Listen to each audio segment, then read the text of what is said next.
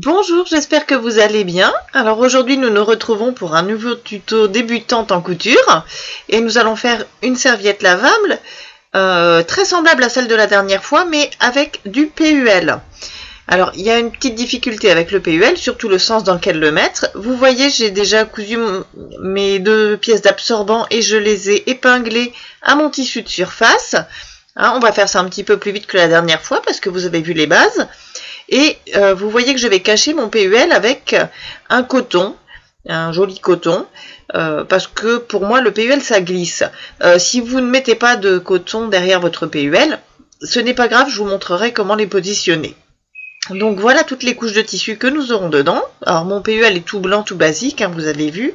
Et j'en profite pour vous présenter ce petit outil, c'est un pied presseur, un pied à double entraînement.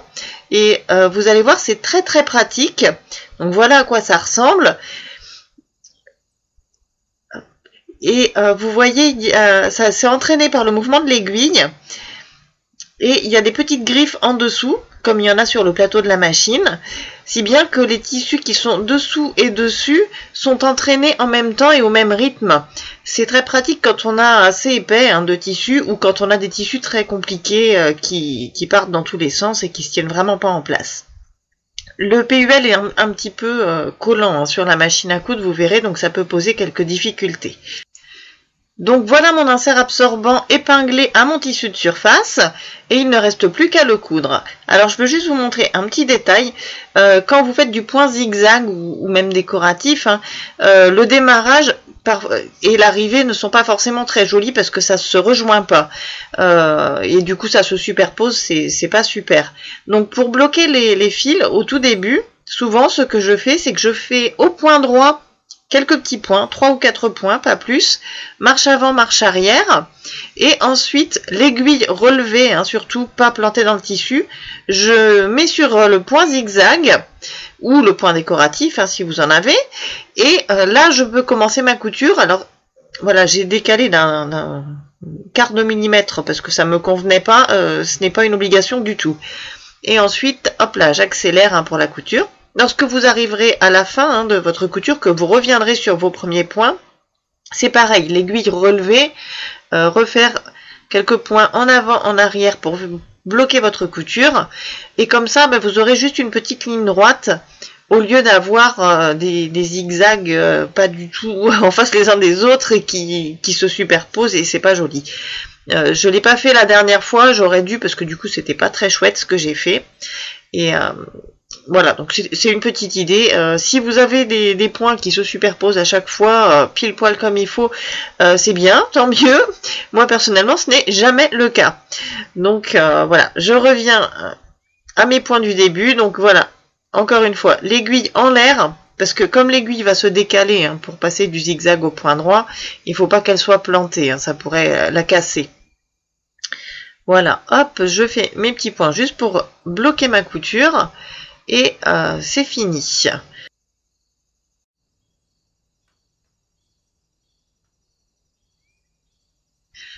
Donc voilà ce que ça donne. Vous voyez, c'est quand même moins moche que dans la vidéo précédente. Je vais essayer de vous le montrer d'un peu plus près. Voilà. Vous voyez juste cette petite ligne là. Et sinon, pour le reste, j'ai mon point zigzag, sauf qu'il ne se superpose pas. Et voilà sur le devant. Alors évidemment, j'aurais mieux fait de commencer sur une couleur ocre que sur une couleur blanche. Et maintenant, on va placer les autres tissus. Alors, le PUL, si vous n'avez pas de tissu en dessous, vous allez mettre le côté brillant, testifié, contre votre table et ensuite placer à l'envers votre tissu de surface dessus. Parce qu'après, il faut retourner les tissus une fois qu'on a fait la couture. Là, pour nous qui recouvrons notre PUL, on le met dans la même position, donc la partie brillante contre la table. On pose dessus notre joli tissu qui va être à l'arrière de façon à voir son joli côté, l'endroit. Et à l'envers par-dessus, après, on rajoute notre tissu de surface sur lequel est cousu notre absorbant. Alors, si vous n'avez pas de petites pinces, vous pouvez mettre des petites épingles, vous voyez, tout près du bord. Quand vous allez coudre, faites votre couture, elle sera derrière les petits trous que vous aurez fait avec vos épingles. Donc ça ne va pas poser de problème hein, parce que vous aurez fait des petits trous dedans. Bon, ben nous on a des pinces, donc on va mettre des pinces. Mais voilà, vous savez que vous pouvez utiliser des épingles. Si vous n'avez pas de pinces, ça ne vous posera aucun problème. Donc voilà les petites pinces. Alors faites bien attention à prendre toutes les couches de tissu. Hein. Il y en a 3. Donc n'en oubliez pas une. Ça risquerait de décaler après vos tissus au moment de la couture. Réajustez un petit peu une fois de temps en temps si vous voyez que ça forme un pli ou que c'est pas exactement là où ça doit être. Il faut que ce soit bien à plat, le tout comme si on ne voyait qu'un seul tissu. J'ai repassé mon tissu de surface avant de le mettre dessus. J'aime bien repasser plusieurs fois, comme ça je suis sûre que tout se tient parfaitement en place. Et bien sûr, au moment de la couture, on n'oubliera pas de laisser une ouverture, donc on coudra tout autour, mais on ne rejoindra pas notre point de départ. Et on gardera une ouverture suffisante pour pouvoir retourner nos tissus une fois la couture terminée. Et voilà, c'est parti. Alors, moi j'enlève la petite pince au début parce que ça me gêne. J'ai une plaque d'aiguille qui est un petit peu en relief et les pinces ont tendance à s'accrocher dedans. Donc je les enlève assez tôt par rapport au moment où je vais arriver dessus. Vous n'êtes pas obligé, si ce n'est pas le cas, si votre machine à coudre ne vous fait pas ce genre de difficulté, enlevez-les vraiment au moment qui vous paraît le plus opportun. Moi je dois composer avec ma machine à coudre et je suis sûre que ce sera votre cas de votre côté. Vous n'aurez probablement pas la même que moi, donc il se peut qu'il y ait des petites différences. Je bloque ma couture bien sûr au moment de démarrer, d'autant plus qu'il y aura une ouverture à cet endroit-là, donc il ne faut surtout pas défaire notre couture en tirant un peu dessus. Alors on réajuste nos coutures si jamais ça ne convient pas. Là j'avais pas été tout à fait assez loin, il me manquait un petit point, donc voilà. Prenez votre temps, comme la dernière fois, là j'ai accéléré, mais prenez votre temps, en particulier dans les courbes, ce qui est toujours le plus compliqué. Vous verrez que le PUL a tendance à accrocher un peu contre la plaque métallique de la machine à coudre, comme s'il collait dessus. Donc c'est pour ça que j'aime bien utiliser un pied à double entraînement, parce que ça aide à faire avancer les tissus. Sinon, simplement, il faut un peu de patience, bien tenir ces tissus. Mais le fonctionnement est exactement le même. Le pied presseur ne change pas grand-chose, simplement, il aide un petit peu. Donc voilà, si vous en avez un, n'hésitez pas à l'utiliser quand vous mettez du PUL. Si vous n'en avez pas et que vous ne comptez faire que des serviettes lavables, ça ne vaut pas le coup de faire la dépense, à mon avis. Voilà, donc on arrive à la première ailette. Donc on va revenir sur l'autre extrémité de notre ouverture. Moi je prends toujours mon petit virage, je fais quelques points, donc juste pour bloquer ma couture. Et je laisse l'ouverture, surtout je ne rejoins pas mon point de départ.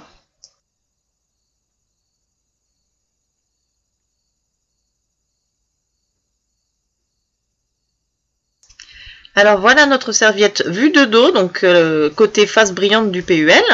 On coupe les coins et puis on va ouvrir les angles. Comme on a fait la dernière fois, il y avait des points sur lesquels j'avais glissé peut-être un petit peu vite. Donc là, je vais revenir dessus. Donc si vous n'avez pas de ciseaux crantés, ça peut vous intéresser.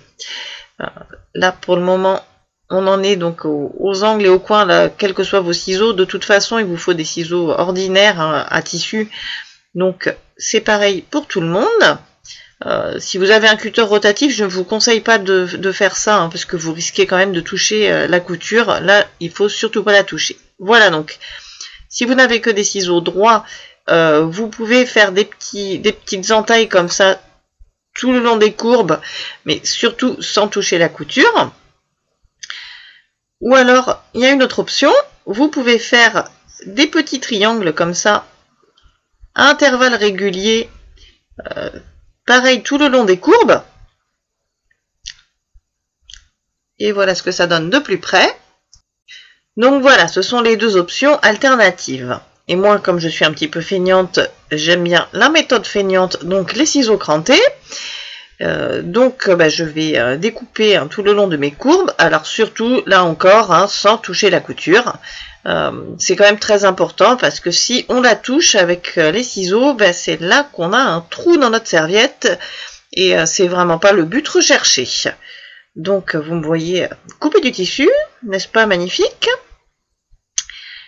Voilà ce que ça donne, hein, côté PUL et côté les autres tissus. Hein, donc le tissu absorbant est visible pour le moment. Donc maintenant, il ne nous reste plus qu'à retourner la serviette et vous allez voir, c'est un petit peu plus compliqué quand il y a du PUL dedans. Donc, vous voyez les trois tissus là, vous laissez le PUL et le tissu du dessous hein, d'un côté, le tissu de surface de l'autre, vous glissez le doigt entre les deux tissus en coton là. Et vous tirez, poussez, tortillez. Je vous ai accéléré ça autant que possible parce que ça m'a pris un peu de temps. Avec le PUL, c'est parfois compliqué. Hein. Donc voilà, l'ouverture n'est pas très grande. Il faut de la patience. Il faut de l'agilité des doigts. Donc c'est une bonne gymnastique. Et après, il ne reste plus qu'à pousser les coutures pour que ce soit joli. Donc voilà, bon, moi je prends mon petit outil habituel. Prenez ce que vous voulez, mais surtout rien de pointu ou tranchant qui puisse couper vos tissus ou votre fil. Parce que le but n'est toujours pas d'avoir un trou dans sa serviette, hein, vraiment. Donc on essaie de faire ça le mieux possible. Alors c'est pareil, avec le PUL, c'est plus compliqué aussi. Hein. Pour pousser parce que ça a tendance à coller un petit peu contre l'outil. Si vous avez un outil en bois, peut-être moins, mais là, pour moi, ça colle. Alors là aussi, avec le PUL, ça se replie un petit peu moins bien, hein, donc il faut insister un petit peu avec les doigts, et puis à ce stade-là, on repasse. Donc voilà, repasser ce que ça donne, là, du coup mes tissus se tiennent bien. Faites attention quand même au repassage avec le PUL, hein. Si vous avez un PUL qui craint la chaleur, pensez à bien changer le réglage hein, de votre fer à repasser. Bon, le mien, il craint pas tellement la chaleur, donc je repasse normalement comme s'il n'y en avait pas dedans. Et je mets une petite pince pour marquer mon ouverture. Et il n'y a plus qu'à faire notre dernière couture. Donc pareil, si vous avez des épingles, hein, mettez-les bien tout près du bord pour pouvoir faire votre couture après de l'autre côté de l'épingle. De façon à ce que les petits trous ne soient pas gênants. Donc c'est reparti. Alors j'ai déjà cousu une grande partie d'une ailette parce que je crois que c'est le bouton de ma caméra qui ne fonctionne pas bien. Je croyais filmer, je me suis rendu compte que non.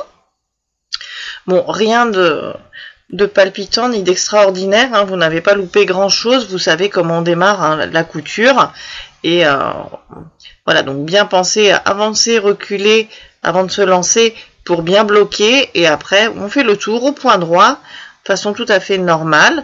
Prenez bien le temps, en particulier dans les courbes, hein, c'est le plus compliqué, et puis là je reviens à ma première ailette. Et donc, je bloque ma couture en faisant quelques points en avant, en arrière, de la même façon que d'habitude. Et la couture est terminée. Alors, voilà ce que donne notre serviette cousue. Vous voyez ma petite ouverture du début, là, hein, elle est bien refermée. Les tissus s'écartent un peu comme ça parce que quand on passe quelque chose entre les deux, mais sinon ça ne se voit pas. Et avec un petit coup de fer à repasser, ça se verra encore moins. Voilà mes pressions, donc et la pince hein, qui va avec. J'ai choisi un pression bronze hein, pour aller avec. C'est plus ou moins la même couleur que mon fil. Là, évidemment, la couleur ressort pas de la même façon que dans la réalité. Il est un petit peu plus clair que ça. Donc voilà, j'ai mes deux petits chapeaux hein, qui ressemblent à des punaises, hein, tout simplement. Un embout mâle, donc avec la partie qui dépasse, et un embout femelle. Alors là, voilà, une grande habileté. Je suis très maladroite hein, de mes doigts et ça se voit. Donc l'embout femelle, c'est un trou, hein, là où va aller s'emboîter l'embout mâle. Donc, comme la dernière fois, hein, il faut bien penser à mettre les pressions dans le bon sens pour être sûr que la serviette ferme. Donc on la met sur la face, le tissu de surface, et on replie les ailettes dans le dos, de façon à ce que tout soit bien à plat. Il ne faut pas que ça forme de plis, et là on décide de l'endroit où on va mettre notre pression. Donc moi je perce les deux ailettes à la fois pour être sûr que mes pressions tombent bien en face. Vous n'êtes pas obligé, hein, si vous préférez les percer une par une. C'est vraiment comme vous le sentez. Essayez de ne pas percer le dos de la serviette avec, surtout quand il y a du PUL, ce serait dommage d'avoir un gros trou. Alors vous mettez un petit chapeau côté tissu de surface. Hop, avec le PUL, ça tient bien en place. Hein. Et l'autre petit chapeau, vous le mettez côté tissu du dos de la serviette. Donc côté PUL, hein, si vous n'avez que le PUL apparent, directement sur le PUL. Et puis ben, après, il reste plus qu'à mettre les deux autres embouts. Alors, moi j'ai une pince défectueuse, donc je dois démonter, mettre l'embout mal dessus, ensuite remettre dessus. Et encore, même comme ça, elle arrive parfois à me les casser. Avec les embouts femelles, j'ai jamais de problème, mais avec les embouts mâles, elle me les casse. Bon, ben après, je bidouille un peu, hein, donc voilà, là je bidouille et puis j'entends un clac. Donc, il me l'a cassé, fendu, hein, donc c'est pas grave, ça va pas empêcher mon pression de fonctionner à ce stade-là. Il y a des fois ça me l'écrase carrément, là ça peut pas fonctionner. Il sera peut-être un peu moins durable qu'un pression qui serait bien mis. Mais bah, c'est pas grave, je le changerai quand il sera cassé. Et avec l'autre côté, pas de problème. Donc voilà, les pressions sont mises, la serviette est terminée. Et voilà ma serviette de dos. Donc au lieu de voir un PUL tout blanc tout bête, on voit un joli tissu à la place. Et donc, ailette refermée, on voit qu'il n'y a pas de pli, hein, donc la serviette est bien faite. Donc voilà la serviette de face. Et là, de dos, donc vraiment le tissu qui couvre le PUL. Ici, vous l'avez ailette repliée, hein, donc dans la forme hein, qu'elle a quand on la porte. Et là, c'est ce qu'on voit quand on la porte, hein, puisque ailette repliée, on voit le tissu de surface. Et là, j'essaie de vous montrer l'épaisseur, ce qui n'est pas évident à prendre en photo. Mais vous voyez, ça reste très fin pour une serviette normale, même avec du PUL. Voilà, j'espère que ce petit tuto vous aura été utile et je vous dis à bientôt pour une prochaine vidéo.